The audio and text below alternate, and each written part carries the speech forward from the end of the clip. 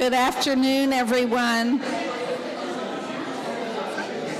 It's really great to see everyone. The League has not had a forum here for about 5 years. Between COVID and a renovation of the library, we've not been able to be here. So we've been on Zoom and we've been out some other places. And today we're back, and it's good to be back, but oh wow. I guess we should have rented a gymnasium. So I'm sorry we can't seat more people. It's a lack of chairs, and this room is, according to the fire marshal, allows 180 people, and we're probably there. So thank you all for coming. Hang in there with us. And welcome back to the Faulkner Gallery with the League of Women Voters. Thanks for coming. Welcome to this is the first 2025 League of Women Voters Forum. And my name is Pam Flint Tambo. I'm one of the members of the leadership team. We don't have a president. We have 3 or 4 people who serve as vice presidents or officers, and we're the leadership team. So we're different. And we kind of like it that way. We just have to ask each other a lot of things before we decide on what's going on. We're delighted to have you here today to learn about the challenges that persons who are undocumented in our county of Santa Barbara have. This forum is entitled Protecting Our Immigrant Community. How can Santa Barbara County help? It's being co-sponsored by friends at CLU Santa Barbara, SB Can, the Fund for Santa Barbara, Immigrant Legal Defense Center, the Unitarian Society of Santa Barbara, and 805 and DocuFund. So thank you all for participating. Thank you for participating and publicizing the event today. And we all know we're stronger together.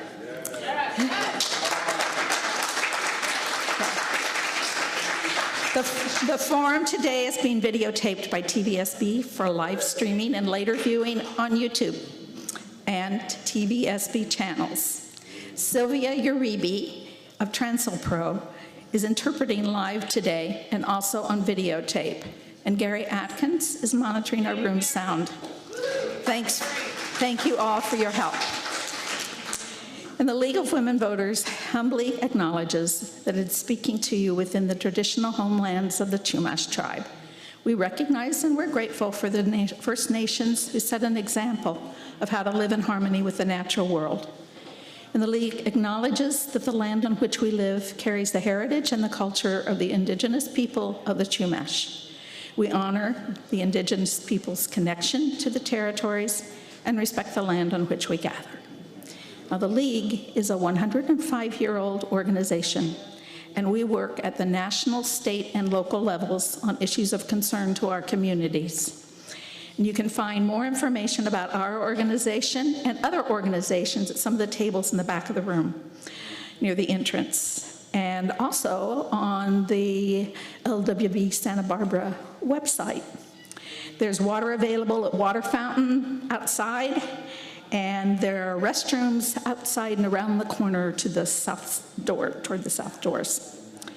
So we invite you to add your questions, or hold your questions for Q&A during the discussion period, and our moderator will ask the panelists to ask them as we're able after the discussion and in the Q&A time at the end. And we apologize in advance if we're not able to respond to every question.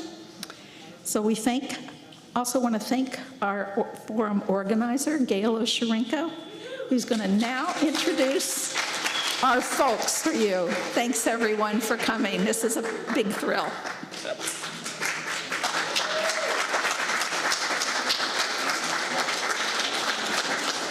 Don't take it. Put it. Got it. We're doing little switches here. I'm here. Thank you all for coming.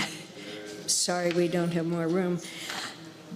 I'm here to introduce our illustrious panel, and I'm going to start with Under Sheriff Craig Bonner. He was selected as the Under Sheriff of Santa Barbara County in August of 2022. He is the second in command at the Sheriff's Office and is largely responsible for the day-to-day operations of the organization. He directly represents the sheriff when called upon to do so, as in today. Sheriff Bonner has served the Santa Barbara County community for 29 years with a variety of law enforcement and corrections capacities in the Sheriff's Office. He has a Bachelor of Science degree in Criminal Justice Management and is a graduate of the 14-month Post-Command College program, as well as the California Police Chiefs Association Drucker Executive Leadership Institute. Craig grew up in Santa Barbara County, chooses to raise his own family here, and is very passionate about ensuring the Sheriff's Office continues providing the best possible public safety service to our community members.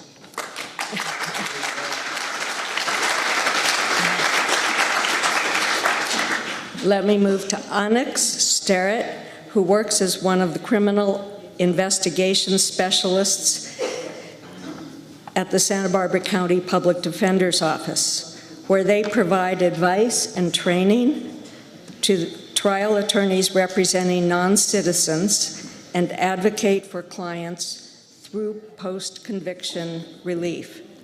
Prior to their current position, they worked at various public defender offices in New York State as a criminal immigrant expert. Additionally, they initiated the Deported Veterans Project at Public Counsel in Los Angeles, California, successfully advocating for veterans to return to the U.S., many as U.S. citizens. Thank you, Onyx.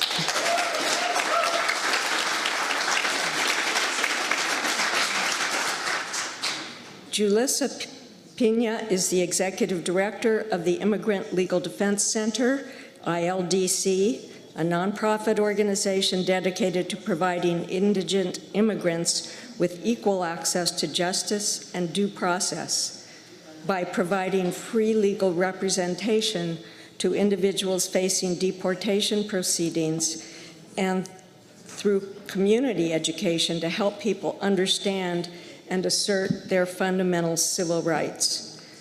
Before joining the Immigrant Legal Defense Center, Julissa worked closely with two other immigrant rights organizations, including Border Angels, a nonprofit organization that fights for immigrant rights and the prevention of immigrant deaths along the border, and as a child advocate for unaccompanied immigrant children facing deportation proceedings at the Young Center for Immigrant Children's Rights. Welcome, Elsa.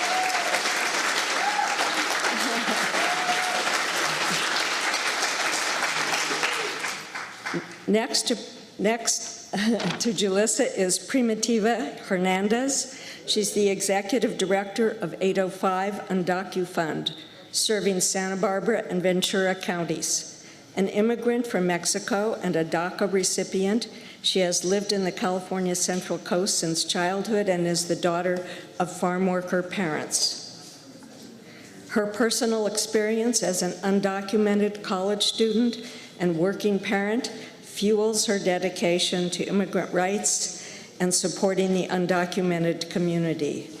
With over 10 years of leadership experience in the nonprofit sector and local housing authorities, Primitiva was recently accepted into the Hope Leadership Institute class of 2025 and recommended to join the Hispanis Organized for Political Equity Institute. She holds a bachelor's degree in liberal studies from Antioch University, Santa Barbara, and an associate's degree from Santa Barbara City College.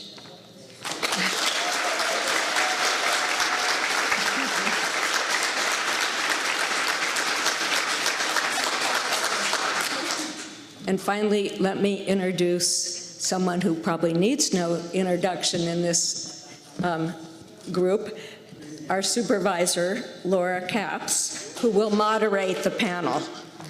Elected in 2022, Supervisor Capps is now the chair of the Board of the Supervisors in Santa Barbara County, where she's been an advocate for the community, especially the most vulnerable. She has devoted her career to public service, serving as a White House speechwriter for President Clinton, a communications director on John Kerry's presidential campaign, a senior advisor in the United States Senate to Senator Edward Kennedy, and part of Al Gore's climate change nonprofit, a lifelong champion of ending the cycle of poverty.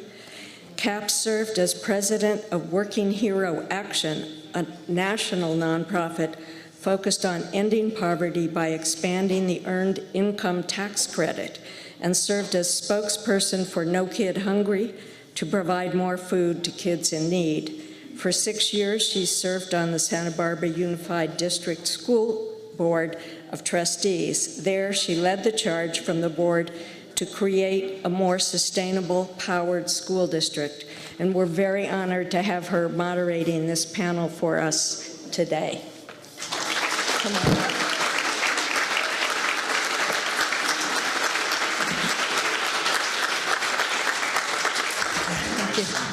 Thank you. Thanks, Gary. Wow, look at you all. Look at you all. Santa Barbara is a community of resilient people. Oh my goodness. We had so many, hundreds and hundreds of people at our Board of Supervisors hearing on a different topic, and here we are today. I'm so proud. Thank you to the League. For an organization over 100 years old, you certainly keep your finger on the pulse of what we're dealing with currently. Thanks for showing up. I'm here to simply say that the county is a place where everyone is welcome and no one should be living in fear. We passed No One Should Be Living in Fear.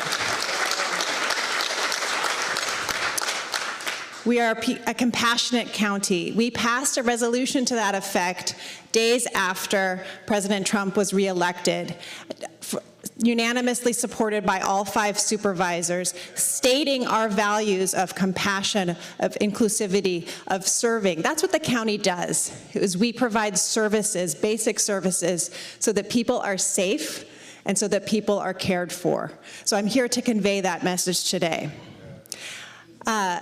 Gail, it was nice to mention my bio. I did work in Washington, and much of the policy work that I did there related to immigration reform. I worked for Senator Kennedy when we came this close on a bipartisan immigration bill. For those of you who may remember the McCain-Kennedy legislation, we came painfully close. And then I worked with President Obama and his team on DACA. But now, working in the county, we see the ramifications of federal policy on people's lives. And we see that every day now, families are refusing to go get the essential services that they are entitled to because of fear. We see every day that they are not getting the health care that they are entitled to because of fear. When I helped run that free meal program in the summers here in Santa Barbara, because we have such a high poverty rate and so many kids do go hungry, in 2017 we saw a dramatic drop of those children, just children, innocent children, getting free meals because of fear. We have a lot of chaos right now. We have a lot of mixed signals. We're going to try to clear up some of that, clear up some of the answers. And what I've been telling people literally every day since November, channel your anxiety, channel your concern, and help these on-the-ground organizations that are providing help, real help, to those who are most vulnerable. Take that anxiety and turn it into action. So it is my honor to turn it over to our panelists and to serve as your moderator. We have such a good group of people. Again, thanks to the League for pulling us all together. And I believe they're each going to introduce themselves again with a brief, let's keep it brief, description of the work that they do so that we can really get into the heart of these questions. Thanks, everybody. I will turn it, I think, first to Jaleesa Pena.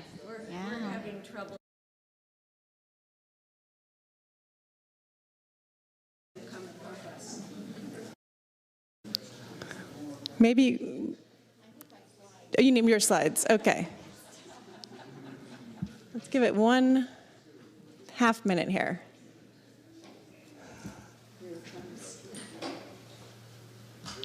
Just let our technician come through.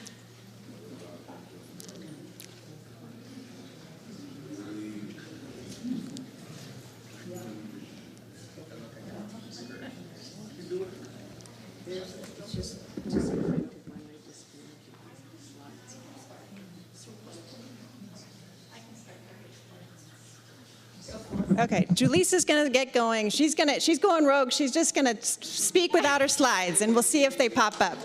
You got this. I wanted to show you some data, so hopefully it'll work soon. But good afternoon, everyone. My name is Julissa Peña. I have the honor of serving as the Executive Director of the Immigrant Legal Defense Center. Our mission is to provide equal access to justice and due process to indigent immigrants facing deportation proceedings who reside in the Tri-County area. That's Ventura, Santa Barbara, and San Luis Obispo counties. We strive to make our mission possible by providing free legal representation to immigrants facing deportation proceedings who cannot afford to hire an immigration attorney, and community education to inform immigrants about their fundamental rights during any interaction with ICE. The ILDC's main goal is to fill the significant gap in legal representation resulting from the U.S. immigration system's failure to provide court-appointed counsel to unrepresented immigrants, including unaccompanied immigrant children, families fleeing life-threatening conditions, and our long-term immigrant neighbors arrested by ICE and detained at immigration detention centers. We do have your slides. Awesome. There you go. Next. One more. I have 5 minutes, so gotta hurry. Okay, one more. And one more. So to truly grasp the staggering gap in deportation defense in our region and the overwhelming imbalance of power immigrants face in immigration court, I want to share with you damning data released by the Transactional Records Access Clearinghouse obtained through Freedom of Information Act request. This data, as of December 2024, under a Democratic administration, already paints a dire picture. Now, imagine the catastrophic escalation by year's end under an administration hell-bent on weaponizing the US government to execute mass deportations. In Ventura County, there were 4,300 people facing deportation proceedings. Out of those 4,300 people, nearly 45% were unrepresented as of December 2024. In Santa Barbara County, there were 2,937 people facing deportation. Out of those 2,937 people, a little more than 46% were without counsel. And while SLO County has the smallest immigrant population facing deportation, what is particularly alarming about this county is that they have the highest percentage of unrepresented immigrants. Out of 1,017 individuals in deportation, 54% are unrepresented. Next slide, please. One more. Last one, I promise. This is a topic that comes up a lot, especially when there's an increase in ICE enforcement. And I want to show you this data released directly from ICE to expose the unjust demonization of our immigrant neighbors.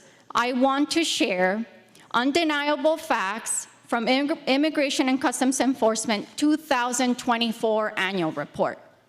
In 2024, at least 65% of individuals arrested by ICE had no criminal conviction.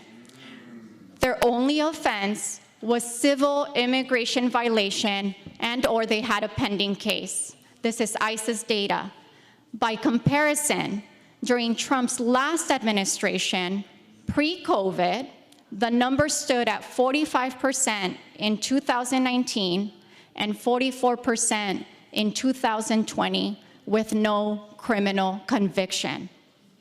And most damning of all, 43% of all of ICE arrests between 2019 and 2024 were for traffic violations, minor infractions, not serious crimes. These numbers obliterate the narrative that ICE is targeting dangerous criminals. Instead, the data reveals a system disproportionately punishing immigrants simply for being an immigrant. And this data aligns with what Primi and I are seeing in the front lines here in our region. Thank you.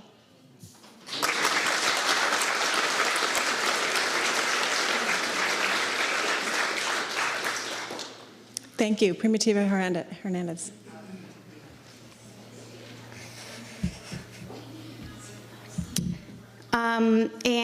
Thank you for that data, Julissa. It's pretty alarming. I had not seen that myself except for the legal representation, but I think it paints a story that many of us have already been observing on the ground. And 805 UndocuFund became the leading organization of the 805 Immigrant Coalition, which I recognize many faces here. That many of you joined this coalition back in 2014 when it was created under the guidance of California Immigrant Policy Center, which is an advocacy nonprofit organization that was created out of Prop 187. So our 805 Immigrant Coalition has been in the Central Coast since 2014.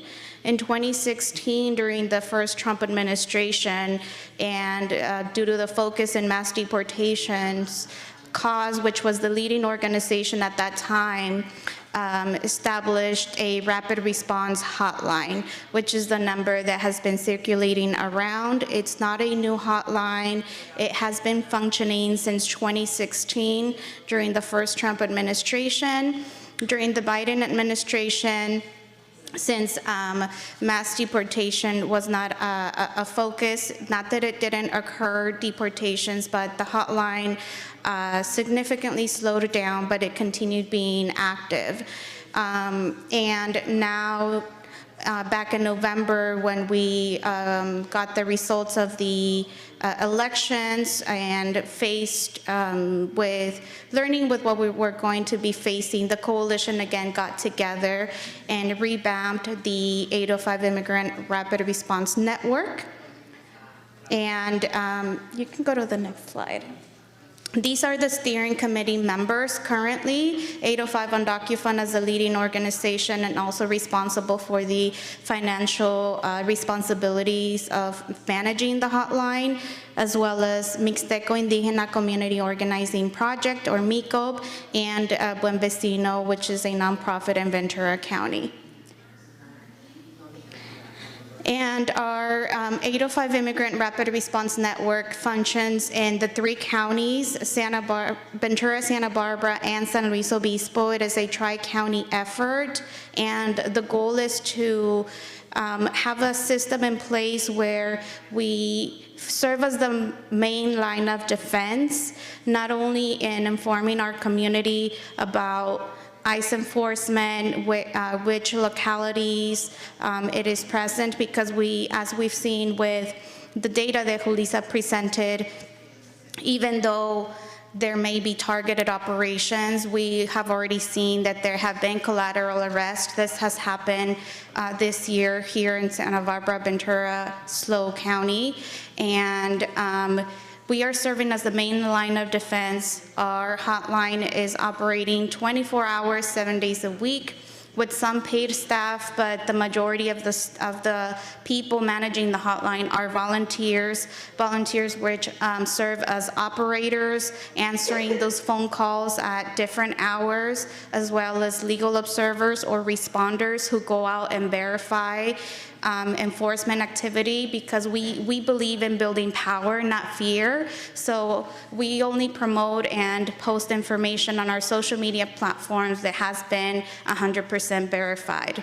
And because we know that there are communications and a lot of mis and disinformation out there, and we don't want to be a part of that.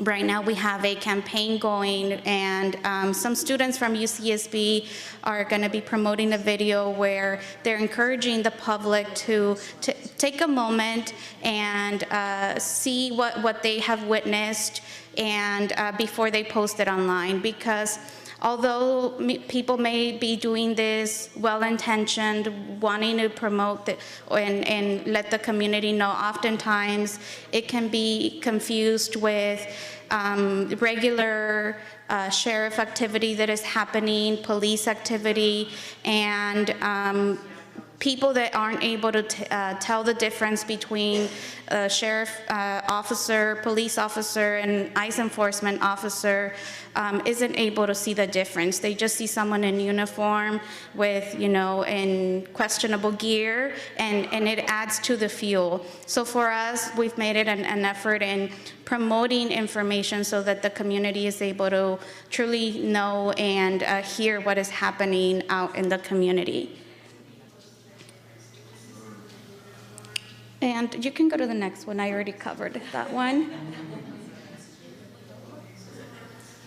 So just very briefly, how our rapid response hotline works is that someone will witness something in the community which they believe to be an immigration enforcement action.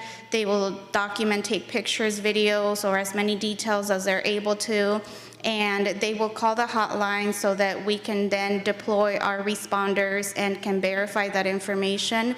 Why is that important? Because we are not in the business of interfering with what is happening, but we want to make sure that there aren't any collateral arrests that happen out of these enforcements.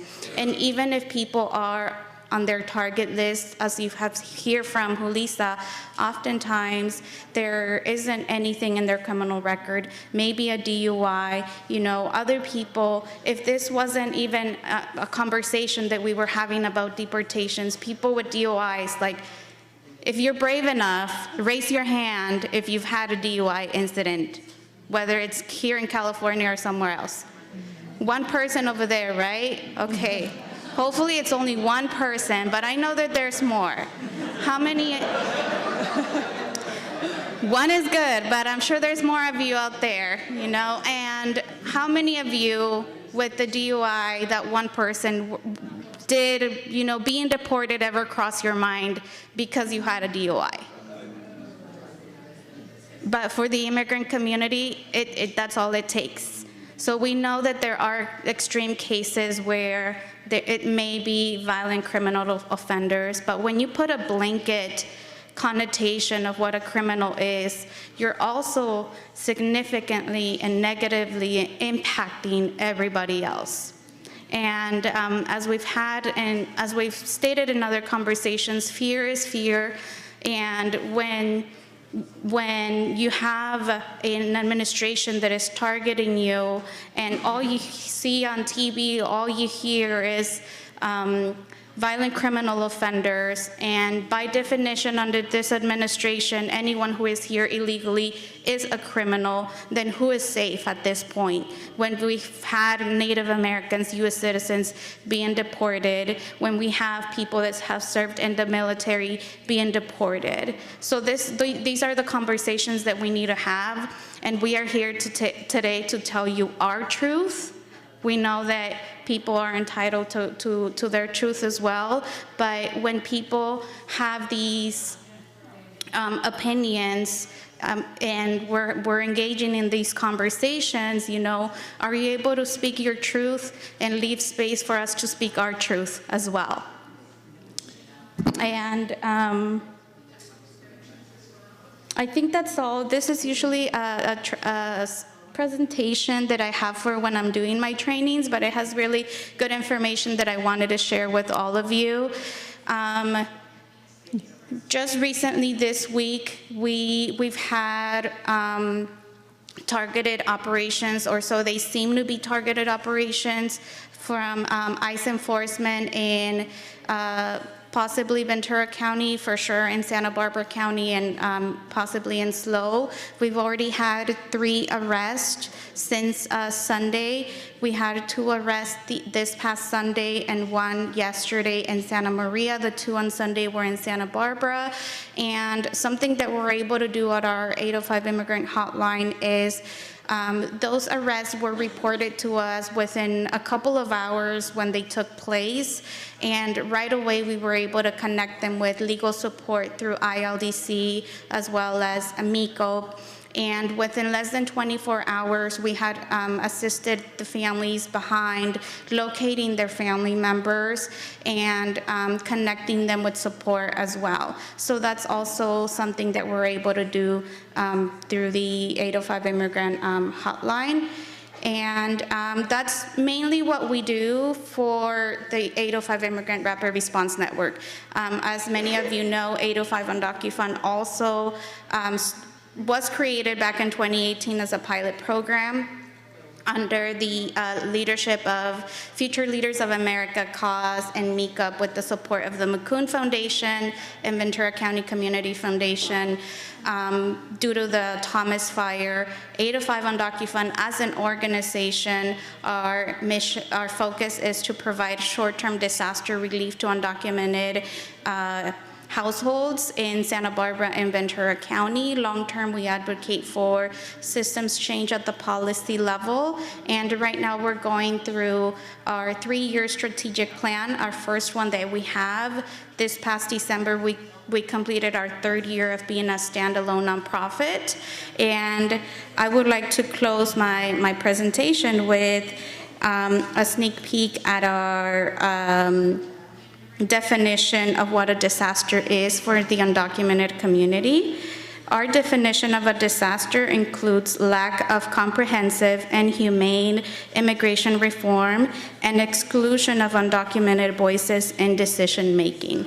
So we will be creating our 3-year strategic plan that will be made available to the public, and that will be included on there.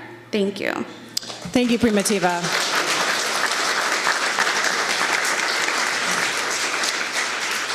And our last 2 panelists serve the county, and I've found them both to be very accessible in terms of information, so I appreciate their participation here. Under Sheriff Craig Bonner. Thank you, Supervisor Capps. So I'm here, as was said, representing Sheriff Brown, who couldn't be here today.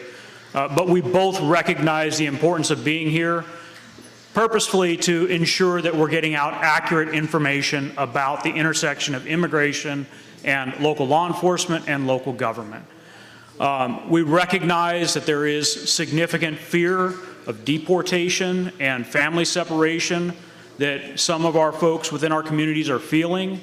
That is, for the large part, due to changing federal policies, as well as information and, unfortunately, sometimes misinformation that's being spread about. And hopefully we can kind of close down some of that misinformation. I want to ensure you that Sheriff Brown and our entire Sheriff's Office team recognize the importance of and want to maintain the trust of everyone within our communities. We want to ensure that those who are victims of crimes or witnesses to crimes do not have fear of calling 911 and requesting our assistance. We cannot and will not fail to provide core public safety services to any member of our community, and that includes undocumented immigrants who live and work within our communities. Our primary focus is and will continue to be the protection and service to our entire community, and not on enforcing federal immigration laws. As local law enforcement, we do not enforce federal immigration law.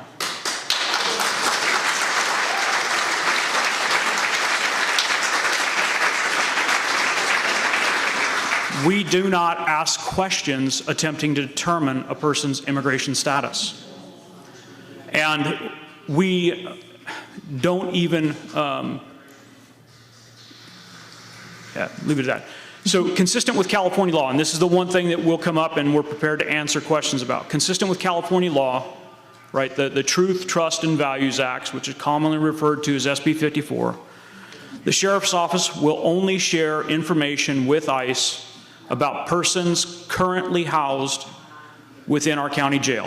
And only then, it is done upon specific request, and only if the inmate meets the specific SB 54 requirements related to their criminal history, and that's going to be serious and or violent offenses. I want to encourage anybody that would like to obtain additional information about that. Our policies related to this are published online on our website. Our SB 54 community presentation is available via the county's website. And I've asked that the League of Women Voters, I'm going to send them the links to that so that anybody that wants to can access either of those to review them. And that's it. Thanks. Thank you, Undersheriff. Really appreciate it. And next and final panelist is Onyx Starrett, our Deputy Public Defender, Immigration Specialist. Thanks for being here. Thank you, Supervisor Capps. And thanks to everyone for being here. I know we're short on time, so I'm going to go through this pretty quickly. You can go to the next slide. So as most of you know, the Public Defender's Office represents folks who are unable to hire an attorney when they are accused of a criminal conviction. But I'm going to go over some of the services specific to our non-citizen population, which is undocumented folks, folks with green cards, who have other visas or other immigration statuses. Next slide. So for our non-citizens, it is our constitutional obligation, according to the U.S. Supreme Court and the California Supreme Court, that we explain the immigration consequences of any crime that someone is accused of. We also offer advice about other charges that would have lesser or different immigration consequences depending on that person's immigration status and goals. And we help to negotiate with the prosecution and sometimes explaining things to the judge to either get those different charges or a different sentence or specific terms that are required because immigration law is federal and has different consequences and different definitions than we experience in state criminal court. One of the other things that we do, a couple of years ago, California passed the Racial Justice Act. So it is prosecutors shall not seek or obtain a criminal conviction or seek, obtain, or impose a sentence on the basis of race, ethnicity, or national origin. So obviously this applies because there is discrepancies in prosecutions depending on some of these things that a number of studies have revealed. Next slide. And one of the other services that we provide is post-conviction relief. What that means is if someone has already been convicted of something, but they were told incorrectly that they were not going to have an immigration problem, or they misunderstood what the immigration consequences were going to be, then we can try to file a motion to reopen that case and negotiate for a charge that has lesser immigration consequences. We have other services and we have cards in the back for anyone who has additional questions, but I'll turn it back over to Supervisor Capps. Thank you to everybody.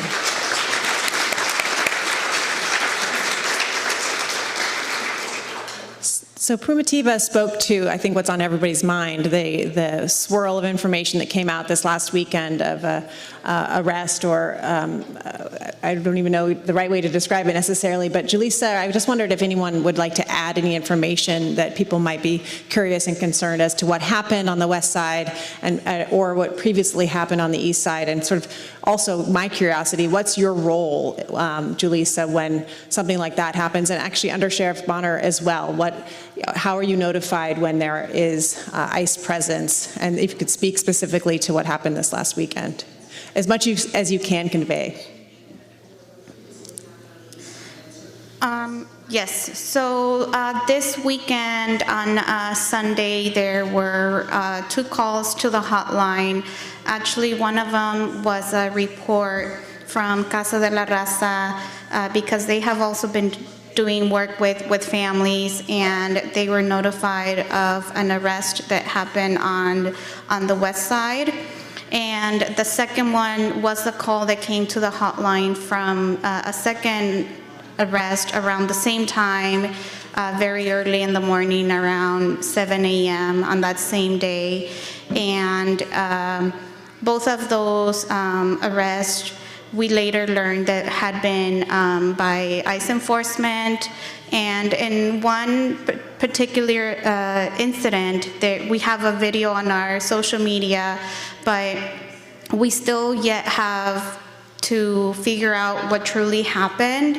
And we don't know if it was the FBI in collaboration with ICE enforcement that were at this home and conducted this arrest, or if it was ICE enforcement falsely and misrepresenting themselves as FBI. We don't know, but the video did capture audio of the agents identifying themselves as FBI when they were knocking on the door. And we do know that it was an immigration enforcement action, either by FBI or ICE representing themselves as FBI. We don't know. We've also have heard from other sources that at this point some of those agencies may be working together, different federal departments. So that's what happened on one of them. There was a judicial order, which is the first one we've seen, that it was those orders that what we have been telling people, only if they have a judicial order signed by a judge can they enter your home, or truly they don't need your permission. They can knock down your door, which is what they did in that unit. But all other arrests that we know, there was no judicial order that was left behind with the families. With that second arrest that took place on that same day, there was nothing left behind. We don't know if there was a judicial order for this individual, but it happened as early Sunday morning as they were getting ready to go to their kids' soccer game, and before they made it into their car, the father was detained, and it didn't really was provided with no information. He didn't identify himself, and but was still detained, and ILDC is working with those 2 cases, so to the extent possible, they may be able to provide more information, but that's how that information came to us at the hotline, and we very quickly connected the family with resources because as we have been saying, many of those cases, they are not your violent criminal offenders that media or whoever is saying that wants you to believe. These are community members that have been part of this community for many years and are unjustly and negatively impacted by what is coming down from this administration. Thank you. Julissa, anything to add?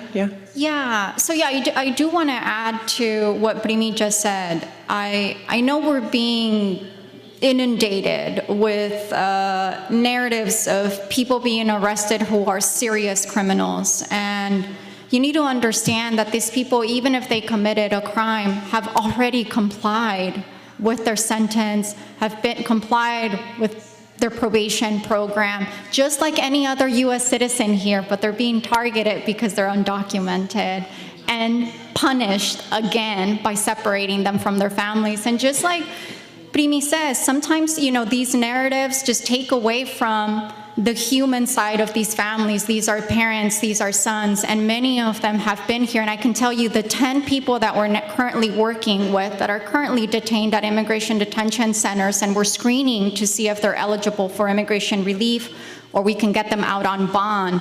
All of them have been here decades.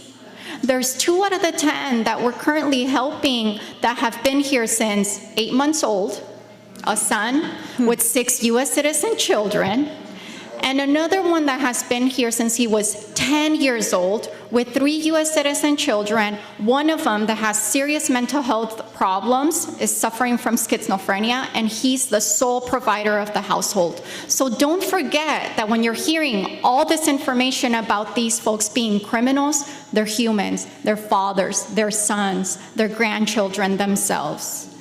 And that is exactly the process. Usually we get referred a case through the rapid response system or through any other partner organization.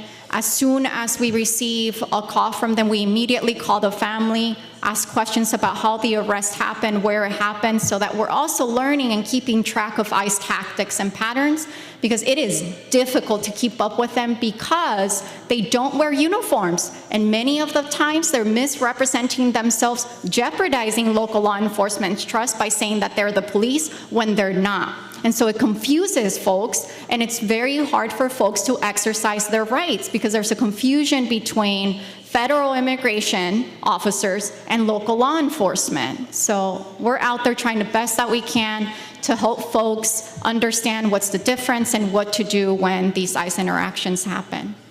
Thank you for that. Thank you for reminding us of the human stories behind each of these situations. I'm just going to ask Under Sheriff Bonner, because when I first heard of the raids on the east side, my first call was to the sheriff to find out what kind of notification happens.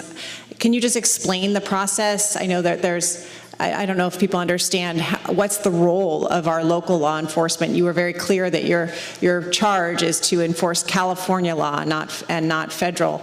But what is the role? You can use this example, or just speak more generally of the interaction between federal agents and your operation.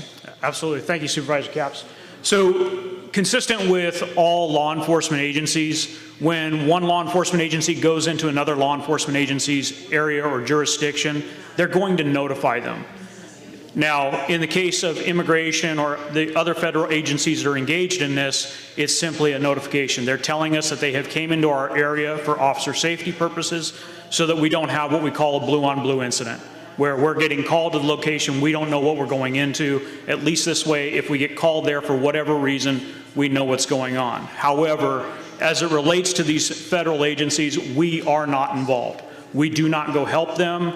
We stay out of the area. Our only role will be if somebody calls for help, whether that's a member of the community or them, the agency. If they're calling for help because there's an immediate problem, we will go in to keep the peace, but our role is still not to enforce immigration law.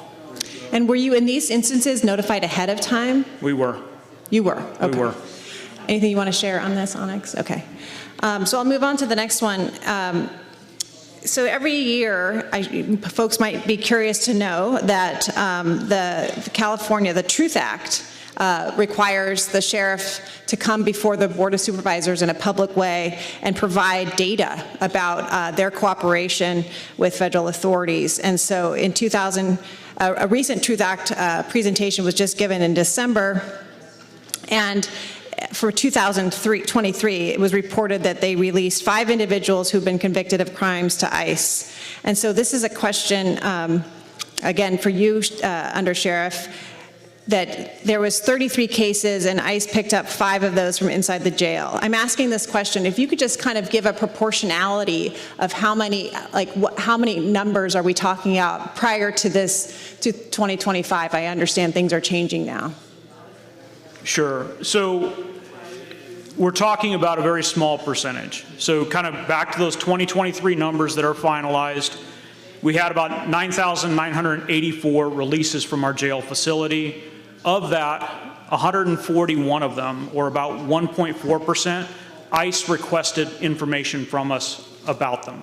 However, we only shared information on 33 of them, which is about 0.3 or 0.3% that met criteria for SB 54, and then only 5 of them were picked up by ICE, and that's about 0.5%. I do have some preliminary numbers from 2024. Again, these are preliminary at this point in time. The data verification is still ongoing. There were 11,700 odd releases last year. ICE made requests on 229, which is about 2% of the releases. However, only 38 of those qualified for us under SB 54 to share any information. Again, that's still that 0.3%. And ICE is, so far where we're at is that they rearrested 13, which is again about 0.1%. And again, we're very early on in 2025. However, the numbers thus far have not changed, but that's not to say that that's going to stay the same.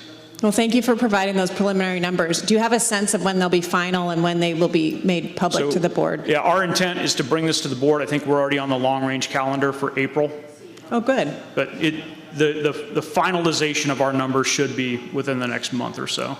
But unfortunately, it's something we have to hand count, have to hand verify through the data. And for those of you who I'm connected with, I hope it can be everybody. We'll be sure to put that data available to the community to make sure that, again, these are public numbers that everyone should be able to access. So Onyx, I have a question for you about just kind of explaining what's the impact of ICE enforcement for people facing criminal charges? That's a great question, thank you.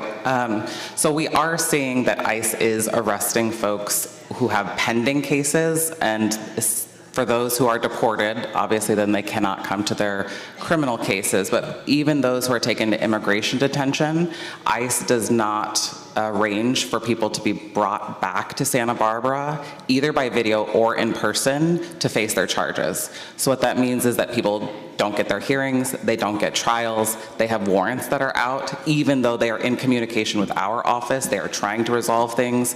Perhaps they have already been sentenced to probation and have certain classes or conditions that they were trying to comply with, and that process has been interfered with. And this is an ongoing nationwide issue of people who are not allowed to complete their criminal proceedings, and then that is held against them if they do return to the United States, then that is considered a failure to appear in court, even though it is not their fault, and they were willing to return to court and comply with those conditions. It also means that people are afraid to come to court. People who want to comply but are afraid that having contact with law enforcement, probation, the courthouse, recalling warrants that they have just been notified about, they are afraid to come to court and to resolve those cases because they know that there is cooperation between law enforcement, and that there have been these nationwide proclamations that ICE is going to be in courthouses. We know that ICE stands outside the Santa Barbara jail and arrests folks, that they pick them up from the jail. And so that is terrifying for people and creates a conflict for them to want to know how to navigate their criminal cases. And of the population you serve, have you seen that factor increase of not wanting to come forward to their case? Have you noticed sort of withdrawal?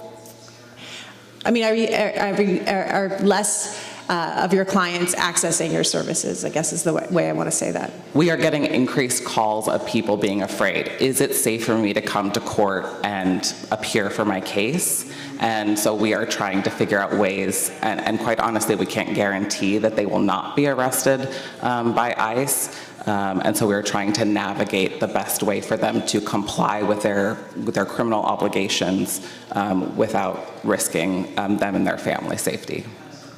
Thank you. And you've touched on this, all of you, and feel free to everyone can answer this question, but I'll start with Julissa. What can undocumented families or mixed status families, and I think that's really important to understand too, that so many families are mixed status. As you mentioned, you know, the person who came here 8 months old but has 6 children who are U.S. citizens. What are you telling them that they should be doing right now to protect themselves? Yeah, this isn't something easy for us to do. I mean, our community education is great, and so many of our partners are also doing their part in spreading the word and educating folks about their rights should they encounter ICE in their communities, at their home, or while they're driving.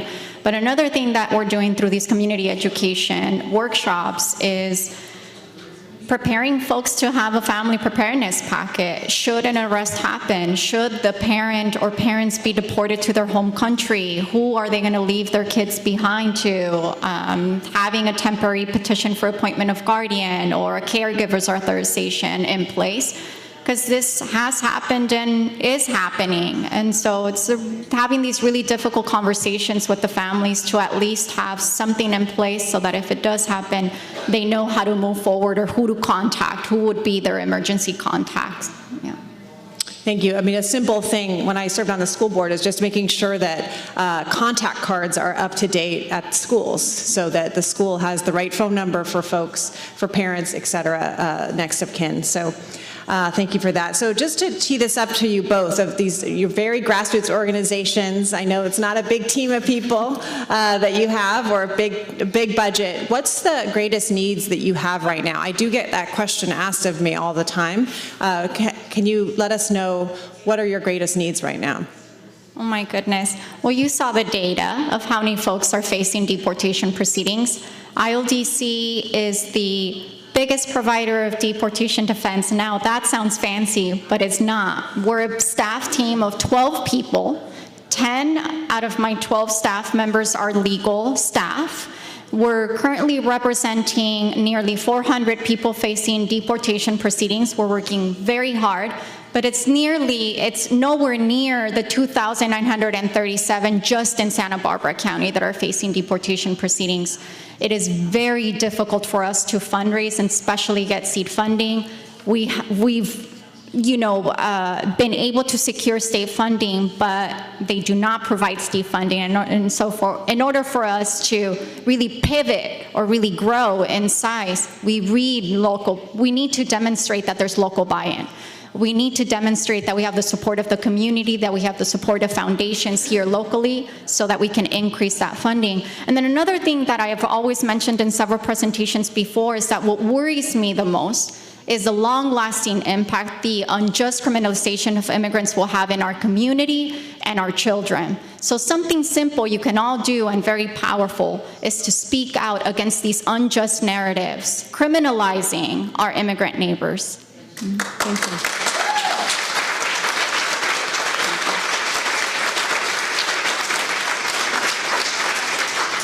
Primi, yep. Do you want to add to that? Yes, so for us, the size of our team, based on what we're doing, we always get asked, well, how many people do you have on your team? And there's 3 of us. Our organization is 3 staff people, including myself, which I'm supposed to be doing the fundraising and other things to continue our nonprofit afloat. And we are just onboarding our 4th staff member, which is going to be temp. So it's going to be a team of 4 of us. But I do want to take this opportunity to also thank all the other nonprofits, volunteers, community, all of you in this space, we the people, because although our organization is only 3 staff members, our coalition now is over 100. And if you want to be a part of our movement, we've had business owners in Santa Barbara, the Farm Bureau in Ventura County. So it doesn't matter where you stand on this political spectrum. Many different sectors are being impacted. If your employees are not showing up to work, if your students are not showing up to your schools, that is reflected in less state funding. If your neighbor who you see every day when you go to the grocery store isn't going out and shopping, it's gonna impact our wallets, it's gonna impact our schools, it's impacting everyone.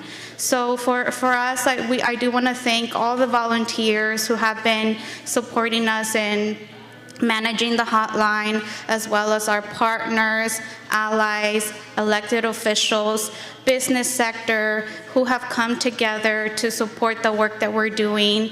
And when we stand together, no one stands alone. And if you want to be involved in our work, you can come and talk to us. We are having meetings throughout the Tri-County area. We're also doing Know Your Rights. And For us, our existence is the resistance. We've been here before.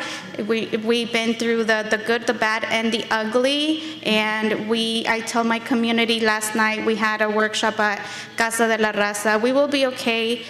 We need to focus on the actions and the positive things we can do for our children, for our community, and we will be able to come out of this situation again. We've done it time and time again, but we do need all of you to join us and be part of our work in this movement.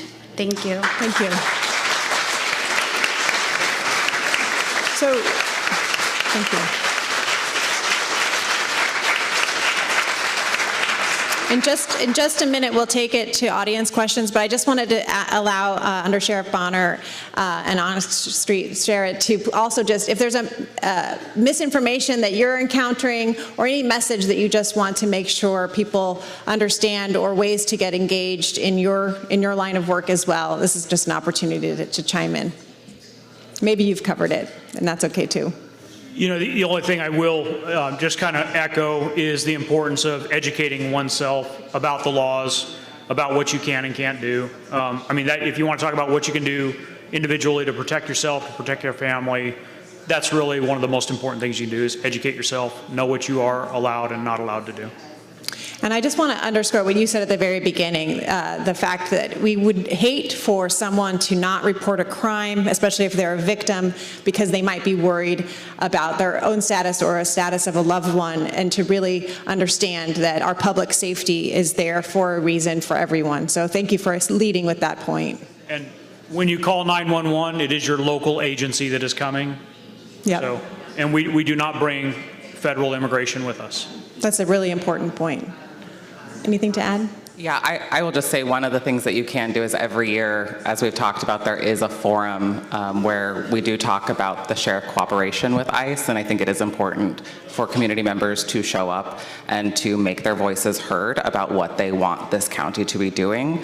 And I know we're short on time, but I am going to share a study that came out investigating folks, when undocumented immigrants are told that local law enforcement officials are working with ICE on federal immigration enforcement, they are 60% less likely to report crimes they witnessed to the police. They are 43% less likely to report crimes they are victims of to the police. They are 70% less likely to use public services that require them to disclose their personal contact information, 64% less likely to do business that requires them to disclose their personal contact information, and 68% less likely to participate in public events where the police may be present.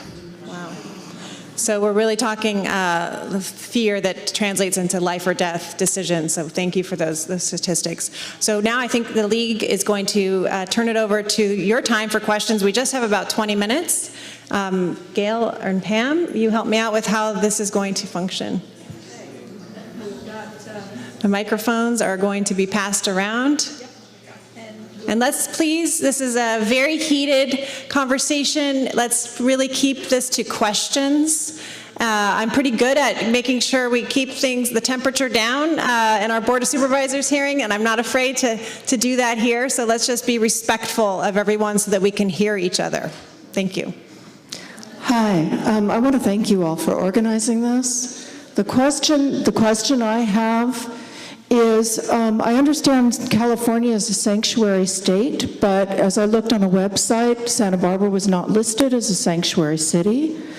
And I'm wondering how we can have that status and how we can be involved with all of our businesses and organizations to be clear that no business is going to give information to ICE, that ICE does not get to go into schools, to churches, that banks do not give our neighbor and citizens information, that there is a really concerted effort to not comply with ICE. Yeah, thank you for that question. California, our county is under the jurisdiction of the sanctuary law of California, so that will cover all of the things that you mentioned. Anyone want to add to that? That quote-unquote sanctuary law, which I think gives people the wrong idea that they are protected from ICE, which is not true. We can see that there are ICE arrests throughout California. What that law says is that the sheriff can choose to cooperate. They don't have to cooperate. So if you don't want the sheriff to cooperate, we need to let the sheriff that we don't want that. In other counties, the Board of Supervisors have passed resolutions limiting limiting cooperation with ICE. And in some counties like Los Angeles and various counties, the sheriff has decided that trust with the community is so important that they have decided not to cooperate. Thank you for that.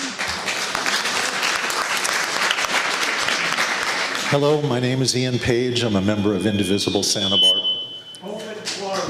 My question is for Undersecretary Craig Bonner. Just to clarify something, you indicated that prior to the Sunday morning raids that took place, that the sheriff's office was notified, but you didn't indicate whether it was from one federal agency or two, and if it was from one, which one was it? So and again, we're talking two different areas. The areas that are under our jurisdiction is what we get notified of. We were notified by a federal immigration agency. I'm not at liberty to say which agency it was, other than I will tell you it was not ICE. Okay, thank you for answering that. Next question. Buenos días. Voy a hacer la pregunta en español. Vengo en representación de Santa María, California. Es una ciudad donde el 80% es latino, inmigrante, y en verdad es para los supervisores. Nos tienen abandonados. La ciudad de Santa María de igual, los concejales, el alcalde, la alcaldesa. Me traslado hasta acá en honor y pedir a los supervisores que en verdad hagan allá derechos laborales como estos, foros, ¿verdad? Que nos eduquen acerca de nuestros derechos. Es muy triste que no hay apoyo, ¿verdad? Entonces, esa es una de las... Y la gente tiene mucho miedo, ha afectado mucho la separación de familias. Los estudiantes han tenido cada semana, protestas, pero en realidad... Lo más triste es que el mismo condado, el representante de Santa María no nos está apoyando. También la alcaldesa de igual forma. Todo es público completamente. Entonces yo vengo en representación de nuestra comunidad de Santa María, que somos el 80% de latinos, trabajadores del campo, que todos no son criminales, ¿verdad? Como nos quieren decir. Thank you. Well, I'm fortunate that I have my colleague, Daniela Aguirre, who is bilingual, and she gave me a snapshot of what you said, and I'm sorry that you do not feel supported by your Board of Supervisors, by your county. That is not our intention. I look forward to understanding more specifics of how you can feel more supported in Santa Maria specifically. Again, we take pride in being a county of compassion with robust services from everything, healthcare, mental health, public health, et cetera, but most importantly, if you're not feeling it, that means we need to do our job better. I'll let Daniela interpret this just briefly, and then I'll find you on the way out so I can get your contact information and understand more. Thank you. So, no soy una experta en interpretation, pero voy a intentar, ¿ok? La supervisora Capps dice que siente mucho que no se sienta apoyada por la mesa de supervisores y que es una indicación que si usted se siente de esa manera, otras personas también están sintiendo lo mismo. Y ella quiere que usted sepa que eso indica a nosotros que tenemos que hacer un mejor trabajo para la comunidad y nuestras puertas están abiertas si usted quiere hablar con nosotros sobre maneras como nosotros podemos apoyar a la comunidad de Santa María. Thank you. And thank you for being here today. Next question. Okay. Hi, Jackie. Hi, my name is Jacqueline. I'm from Casa de la Raza, and I actually have two questions. My first question is, isn't it time for us to have a Human Rights Commission now that it's more important? And secondly, we represent a body of folks that have come to Casa, over 900 in the last 3 weeks, to come and ask for sanctuary, for advocacy, and for support and case management. Some of those individuals worry that the county is not using resources to work with ICE, but providing things like the cars and transportation and battery rams that are being used during these detentions. So we want to encourage the county, and maybe Undersheriff can inform us of how much of that collaboration is not happening with regard to human resource, but supplies and equipment.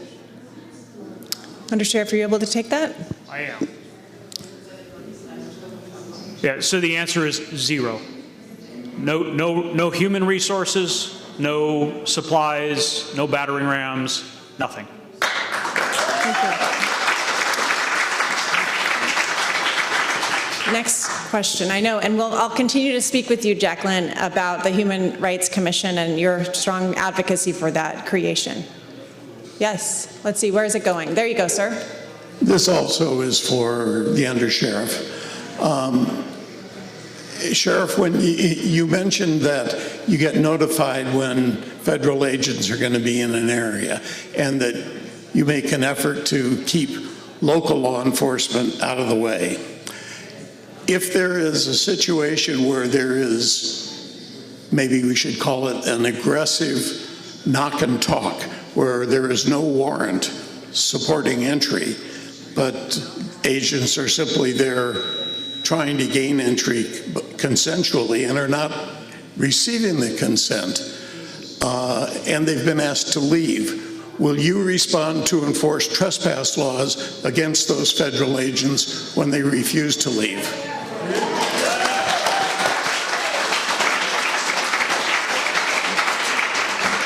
So it is not our role to review another agency's investigation. We will, however, if there is a call from a member of the community and or from another law enforcement agency for our assistance, we will respond to keep the peace, but we are not in the business of reviewing another agency's investigation.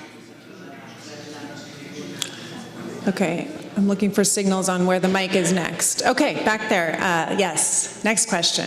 Okay, my name is Nancy, and I'm the incoming president of the local chapter of UNA USA, United Nations Association of the United States, and the chapter is Santa Barbara and Tri-Counties, including Santa Barbara, Ventura, and San Luis Obispo. So we're all asking, what can we do? So, and it's regarding human rights, and there is something we can do. This year happens to be the UN Universal Periodic Review of the United States and how we're doing with human rights. It's very appropriate. I hope you know who doesn't find out that we're doing it. But at some point, it will be good to find out. So what we're going to do, we can be local scientists of observing, writing down what we see, and writing a report and turning it into the UNA. And we will forward those. So to understand the process, the reports have to be in by April 7th, which is very soon. So we're going to have a meeting on Saturday, March 22nd, here in this room, and we invited Joshua Cooper, who is the person in charge of writing the reports and Universal Periodic Review, teaching the communities in the United States how to respond to this and how to write the reports. Okay, thank you, Nancy. Yeah. Next question. Thanks to everyone up there who does such a great job. This is a verification question, and it's directed at the Sheriff's Office and also at Onyx to some degree. If there's increased presence of FBI for enforcement, does that change anything in terms of how the Sheriff's Office would respond, or even how our local police might respond? It does not. Immigration enforcement is immigration enforcement, irrespective of what agency is involved. Thank you. I really appreciate your clear answers, Under Sheriff Bonner. Next question. Hi, my name is Becky Norton. I am the co-chair of Carpentry Indivisible. My question is for also Under Sheriff Bonner. We heard that in the recent case there was a warrant. However, the warrant was not presented supposedly until after the door was shoved down, till they made entry. That is a violation of constitutional rights. What do we as a community, what can we do when people's constitutional rights are being violated? I understand that your local law enforcement agency can't challenge the federal agencies. What can we do when we see our neighbors' constitutional rights being violated? Sure. So just as with any law enforcement agency, if you believe they are not executing their duties appropriately or within law, you can file complaints. I'm sure that those agencies also have complaint methodologies just like we do within our own organization, and that would be my recommendation. Thank you for that. Next question in the back. Yes. Somebody traduce me. My name is Areli. I have a question. It's hard for the community, the Latinos. They didn't have papers. And I'm feeling like, it's nervous, but I'm feeling like I love to live here. I have my family. I have 3 kids. And now when I see the news and the TV, they telling we're working hard to try to do the best to my family. And sometimes now I'm feeling afraid. I'm feeling scary sometimes. I try to thank you for your support here. But I have a question now with the new, ahora con la, the new, ¿cómo se dice? Con the new administration, we're feeling scary. Yeah. And this new, they telling they need to, if you are undocumented, you need, si eres indocumentado, okay. Si eres indocumentado, tienes que poner una lista. If you're undocumented, you're supposed to register yourself. Sí, y ahora tú te sientes como que ya no estás seguro en ningún lugar. ¿Qué vas a hacer? And now we don't know what to do because we're not safe anywhere. Si tú te tienes, porque dice que si no me registro, en 30 días te van si te encuentran, te van a poner como que eres que estás haciendo algo malo y que te van a 6 meses en la cárcel o tienes que pagar una multa de... Because they're saying that if you don't register yourself in 30 days, and they find you on the street or wherever, they're going to give you a fine and then they're going to deport you anyways and you will never be able to come back. Sí, y está diciendo la señora que somos criminales, o sea, somos gente trabajadora. Yo vivo aquí por más de 28 años, pago mis impuestos, trabajo para mi familia a lo mejor y no sé cómo. I've been living here for over 28 years and I pay my taxes and I work and I try to give my family the best I can and I don't even know how to explain the feeling. Gracias. ¿Algo más? Yo quisiera que hubiera algo para que es difícil para nosotros como hispanos. Siempre nos acercamos a gente como nosotros, ¿verdad? Hispanos, donde nos sentimos como más confortables. Le doy gracias por que se abrió para hablar y no sé, gracias. Yeah. So as a Latino person, as a Spanish-speaking person, we normally get together with people. There are other Latino people or Spanish-speaking people, and I am thanking this organization and this setting here because finally we're coming together, the English-speaking community, the Spanish-speaking community. Thank you very much for that. Thank you.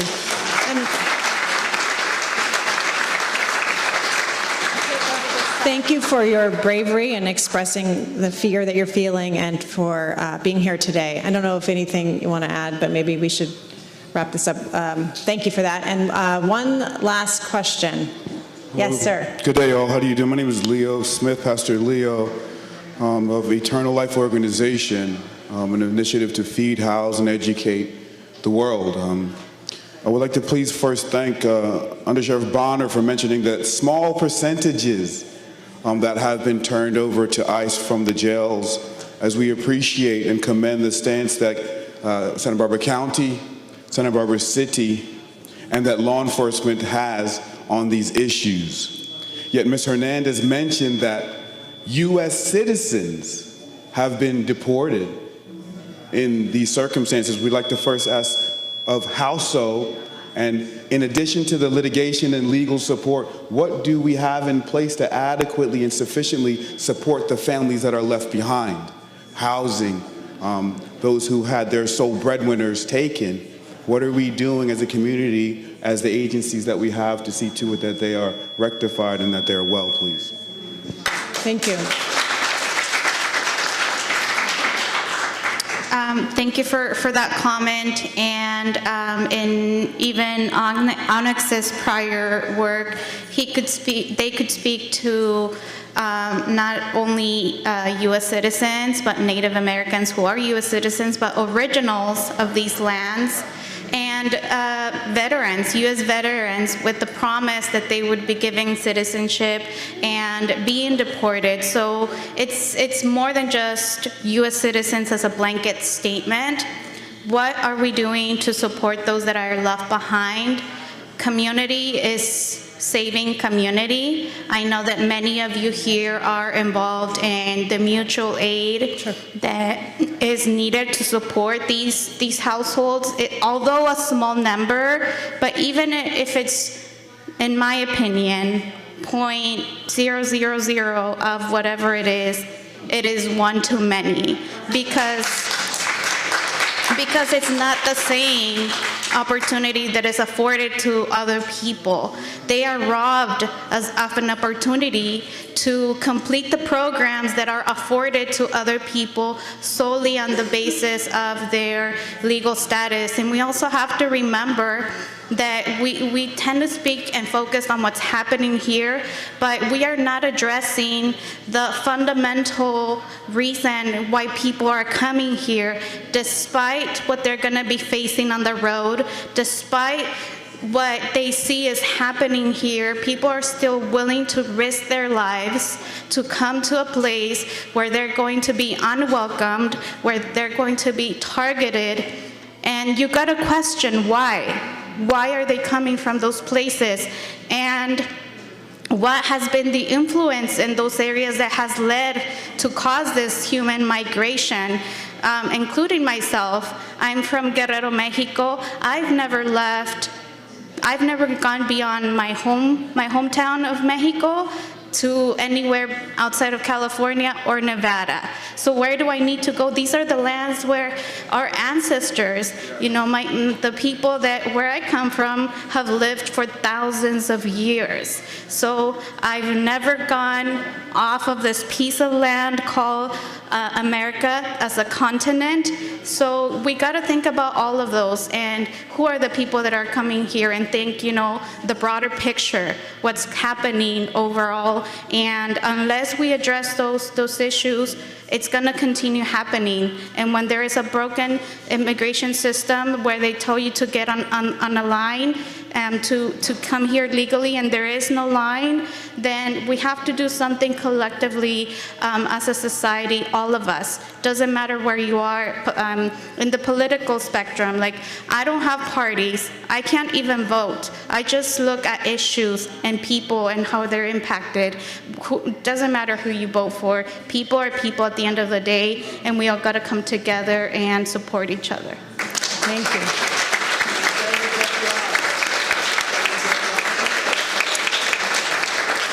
Well, we've come to the end here. It is my honor to be part of this conversation. There was so much information that was conveyed. There are these red cards that know your rights in the back for people to take. Thank you to each of our panelists. We are, as Primitiva just reminded us, we are a nation of immigrants. We are a nation of compassion. We are a county of compassion, and first and foremost, we are humans first. So I just want to give you all a round of applause, as well as our panel, for being here today.